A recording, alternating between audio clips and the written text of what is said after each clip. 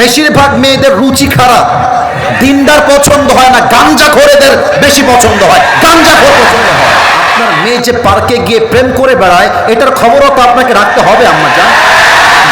আব্বা জান, আপনার মুখে দাঁড়িয়ে আছে, আপনার বয়স শেষের দিকে, আপনি মসজিদে গিয়ে 5 ওয়াক্ত নামাজ পড়েন, কিন্তু আপনার ছেলেকে রাইট টাইমে বিয়ে না দেওয়ার জন্য ও জেনা করছে, পর্নোগ্রাফি দেখছে, পার্কে গিয়ে প্রেম করছে।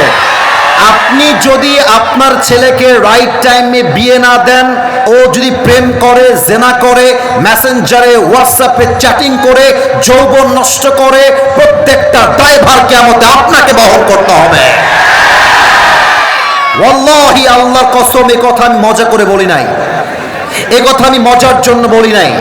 বিশ্বাস রাখেন, এই সমাজে যত ধর্ষণ হচ্ছে, যত জেনা হচ্ছে, এর মূল কারণ যুবকদেরকে আমরা সঠিক সময়ে সাপোর্ট দিয়ে বিয়ে করাতে পারছি না। That is the reason. এবার আসেন মেয়েদের কথা বলি। মেয়েরা কি করছে? বেশিরভাগ মেয়েদের রুচি খারাপ, দিনদার পছন্দ হয় না, গাঞ্জাখোরেদের বেশি পছন্দ হয়, গাঞ্জাখোর পছন্দ হয়। কেন আপনার গাঞ্জাখোর পছন্দ হয়? কেন রুচি এত খারাপ কেন? অনেক মেয়ে দেখবার টাকা পাইলে বুইড়া টাকলার সঙ্গে বিয়ে পিড়িতে বসে যায়। বলো, আপনার লজ্জা হওয়া দরকার, লজ্জা হওয়া দরকার। এই যে যুবকগুলো আছে, ও